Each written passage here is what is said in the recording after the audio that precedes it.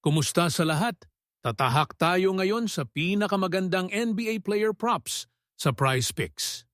Huwag kalimutang i-like ang video na ito dahil ipinapaalam nito sa akin na patuloy kayong bigyan ng libre picks araw-araw.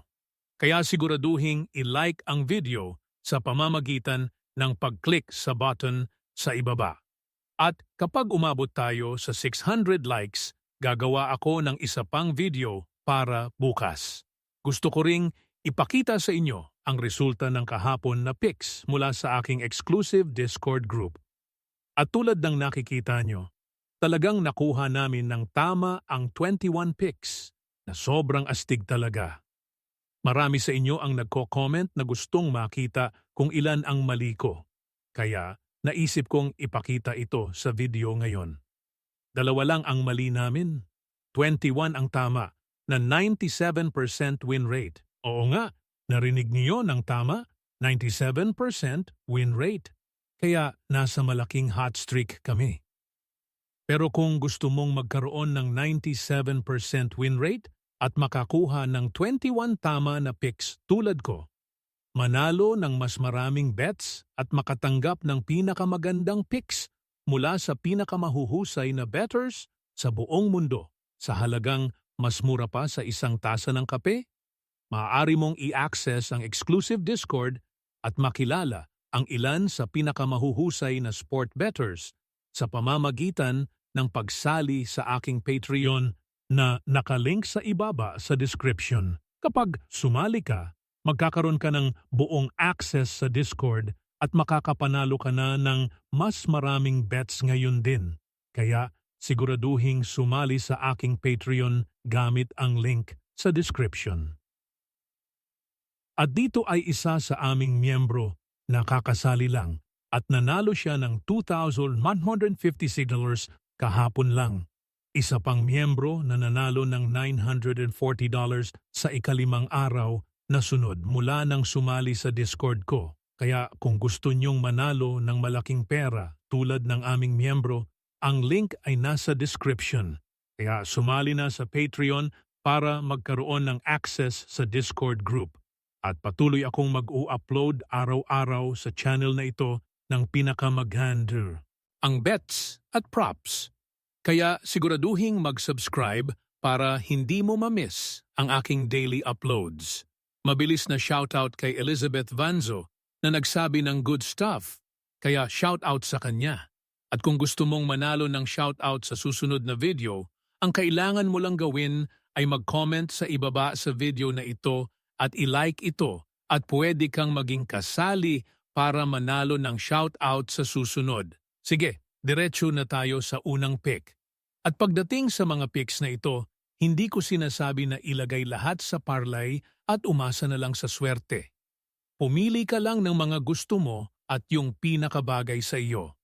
Kaya ang unang pick na pag-uusapan natin ay si KD Cunningham. And ito ay maganda para sa assists sa siyam. At ito talaga ay para sa more. Ngayon, pagtingin natin kay Cade Cunningham, nakita nating pumunta siya sa over sa 3 sa huling 5 laro. Tingnan natin ang mga laro na iyon, nakita natin noong Mayo 4, laban sa Orlando Magic, may 12 assists siya roon. Mayo 6 laban sa Cleveland Cavaliers, may 7 assists sa laban na iyon. Mayo 8 laban sa Cleveland, may 10 assists roon. Tapos 10 assists laban sa Cleveland noong Mayo 10. Tapos Mayo 12 laban sa Cleveland at may 6 assists sa laban na iyon. Kaya tiyak na nakita natin si Cade Cunningham na gumawa ng magandang trabaho sa huling ilang laro. Pero alam din natin na si Cade Cunningham ay hindi lang pumunta sa over sa 3 sa huling 5, kundi ang average niya sa huling 5 ay 9 din. Kaya tiyak na maganda ang ginawa niya roon. Pagtingin sa matchup na ito, alam natin na ang Detroit Pistons ay lalaban sa Cleveland Cavaliers. Alam natin na ang mga laro ay unti-unti nang bumabawasan dahil ito lang ang laro ngayon. Kaya dahil doon, lahat ng atensyon ay nasa matchup na ito. Pero ang Detroit Pistons ay lalaban sa Cleveland Cavaliers. Tiyak na magiging exciting na laro ito. Pagtingin sa series hanggang ngayon, alam natin na ang series ay tied 2-2, kaya tiyak na malaking laro ito. Pagtingin sa kung saan nakatayo ang dalawang teams na ito. Simula sa Detroit Pistons, alam natin na talagang maganda ang ginawa ng Detroit sa regular season. Hindi lang nila nakuha ang number 1 spot sa Eastern Conference, kundi ginawa nila ito ng kahanga-hanga dahil maraming tao ang hindi inasahan na sila ay nasa ganitong posisyon. 60 wins, 22 losses, 73.2% win percentage ron. 31-9 sa home, 28-13 sa away, at kasalukuyang nasa 3-game win streak. Kaya maganda talaga ang ginawa nila sa matchup na iyon. Pero bukod doon, nakita rin natin na si Cade Cunningham ay nasa posisyon kung saan hindi lang maganda ang ginawa nila kundi nagulat din sila sa maraming tao. Pagtingin dito, alam din natin na sila ay lalaban sa isang Cleveland team na nasa ika-4 na pwesto sa Eastern Conference. Kaya maganda rin ang ginawa nila roon. Ano ang nakikita natin sa kanila ay 52 wins at 30 losses sa regular season na may 63.4% win percentage. 27-14 sa home, 25-16 sa away, at kasalukuyang nasa 1-game win streak dahil natapos nila ang season ng may 1-game win streak. Pero papasok sa isa ito, tiyak na magiging exciting na laro. Pagtingin sa matchup na ito, nakikita rin natin na si Cade Cunningham ay nasa sitwasyon kung saan siya ang namumuno sa team na ito lalo na pagkatapos ng unang series laban sa Orlando Magic. Napanalo niya sila roon, kaya maganda ang ginawa niya. Pagkatapos niyon, nakita rin natin silang lalaban sa Detroit Pistons kung saan ang Detroit Pistons na hindi lang maganda sa unang matchup, kundi ngayon ay naitay na ang series. At sila ay lalaban sa Cleveland kung saan ang Cleveland ay may napakahirap na series laban sa Toronto Raptors. Maganda ang ginawa nila roon kahit sila ang higher seed.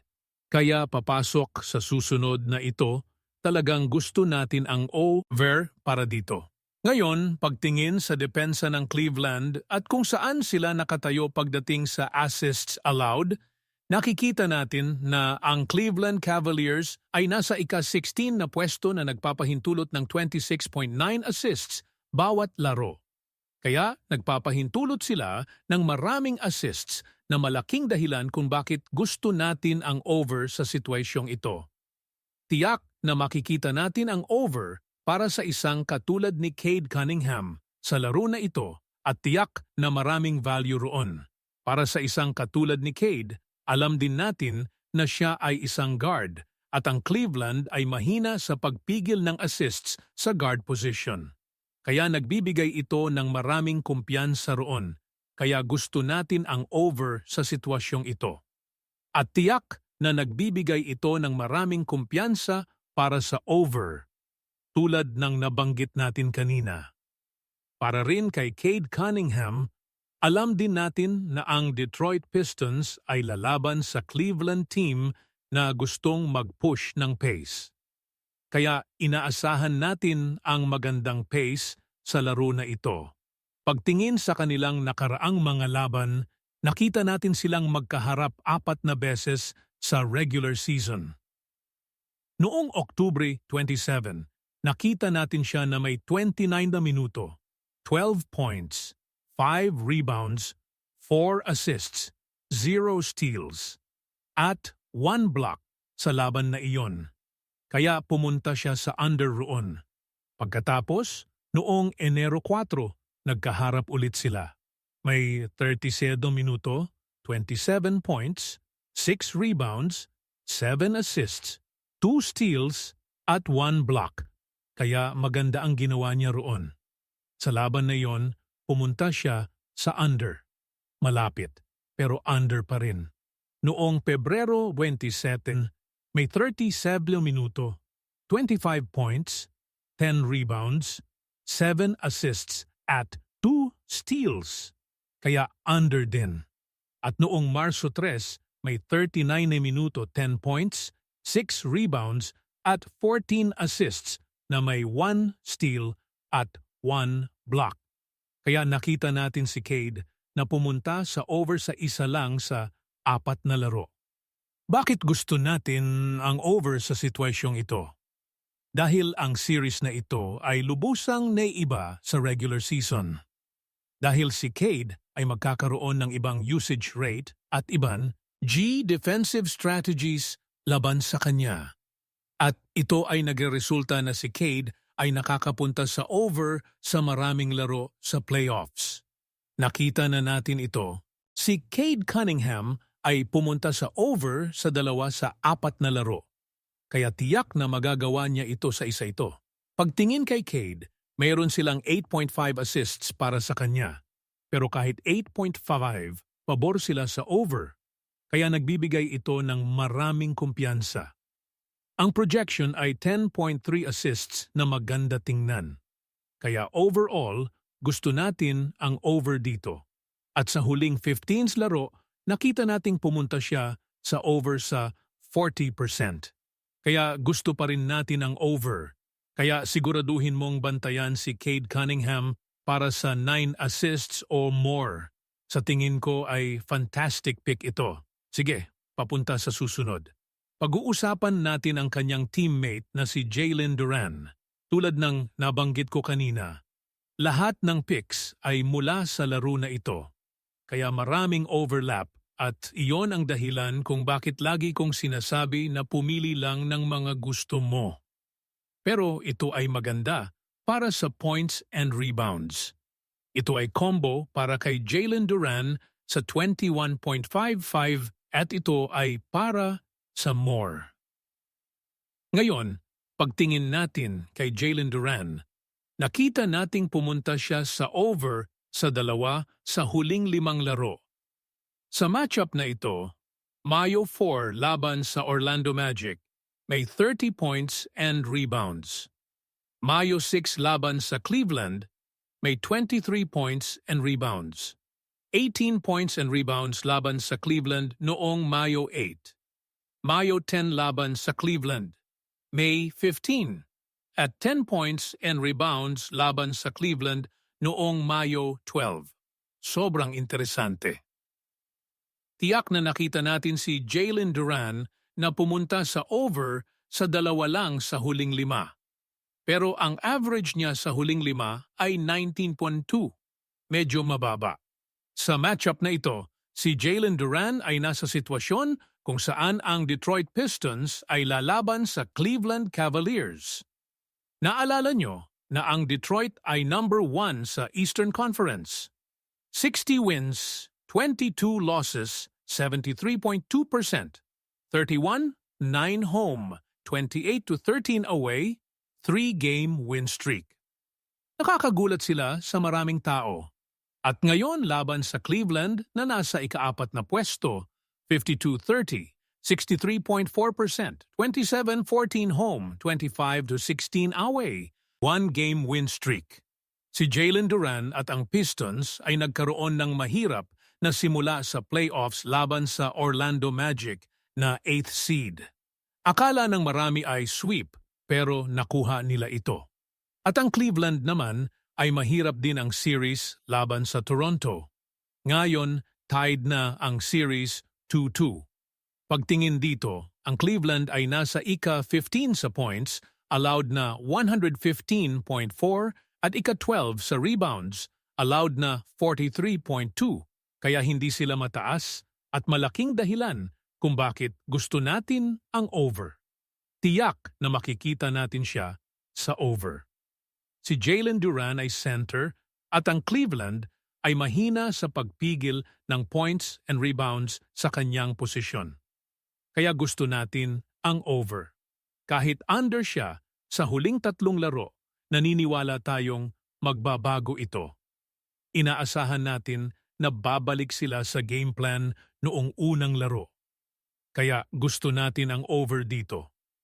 Sa nakaraang laban, Oktubre 27, may 21 minuto, 8 points, 7 rebounds. Pebrero 27, 42 minuto, 33 points, 16 rebounds.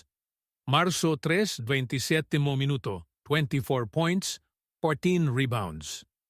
Nakita natin siya na pumunta sa over sa dalawa sa huling tatlong regular season games. Iba ang playoffs pero inaasahan natin ang ibang resulta. Mayroon silang 22.5 para sa kanya pero tayo ay 21.5. Ang projection ay 30.8 na maganda. Sa huling 15 na laro, 40% over kapag inadjust ang line. Medyo 50-50 pero maraming value sa over. Kaya Jalen Duran sa 21.5 points and rebounds o more ay fantastic pick. Sige, sa susunod. Pag-uusapan natin si Dean Wade. Ito ay mula sa kabilang panig sa Cleveland Cavaliers. Ito ay para kay Dean Wade sa 3.5 points at ito ay para sa less. Pagtingin kay Dean Wade, nakita nating under siya sa dalawa sa huling 5 laro. Mayo 4 laban sa Toronto, 5 points. Mayo 6 laban sa Detroit, 5 points. 8 points noong Mayo 8. Mayo 10, 3 points. At 0 points noong Mayo 12. Ang average sa huling 5 ay 4.2. Ang Detroit ay nasa ikatlo sa points allowed na 109.6. Mahusay sila sa pagpigil ng points at ito ay makakaapekto kay Dean Wade. Hindi siya ang highest usage player kaya apektado siya. Gusto natin ang under. Nahihirapan siya sa nakaraang 2 laro dahil sa depensa ng Detroit. Inaasahan natin ang katulad na resulta. Sa nakaraang laban noong Oktubre 27, 20 minuto, 5 points. Pumunta siya sa overrun pero ngayon inaasahan natin ang under dahil iba ang playoffs at usage rate. Mayroon silang 3.5 points at pabor sa under. Ang projection ay 5.5. Sa huling 15 laro, under siya sa 34%. Pero ang matchup ang mahalaga kaya gusto natin ang under. Kaya Dean Wade, 3.5 points o less ay fantastic pick. Sige, sa susunod. Pag-uusapan natin si Duncan Robinson. Magaling na player. Ito ay combo para sa rebounds and assists sa 4.5 at ito ay para sa more. Pagtingin kay Duncan Robinson, nakita nating over siya sa 3 sa huling 5 laro. Mayo 4 laban sa Orlando, 9 rebounds and assists. Mayo 6 laban sa Cleveland, 2. Sa series na ito, over sa 2 sa 4. Ang average sa huling 5 ay 5.2. Ang Pistons ay number 1 sa Eastern Conference. Maganda ang record nila. Ang Cleveland ay ika-4. Sa huling 10 laro, 8-2 ang Pistons at 7-3 ang Cleveland. Gusto natin ang over. Ang Cleveland ay ika-16 sa assists allowed at ika-12 sa rebounds allowed. Kaya maraming value, si Duncan Robinson ay nahihirapan ng Cleveland sa pagpigil ng rebounds and assists sa kanyang posisyon. Sa nakaraang laban, Oktubre 27, 26 minuto, 8 points, 0 rebounds, 1 assist. Enero 4, 30 minuto, 12 points, 2 rebounds, 3 assists. Pebrero 27, 34 minuto, 8 points, 2 rebounds, 2 assists. Marso 3, 34 minuto, 8 points, 2 rebounds, 3 assists. Over sa 2 sa 4. Mayroon silang 4.5 at pabor sa over. Ang projection ay pabor din sa over. Sa huling 15 laro, 33% over. Pero may kumpiyansa pa rin tayo sa over. Kaya siguraduhin mong bantayan ang over para kay Duncan Robinson sa laro na ito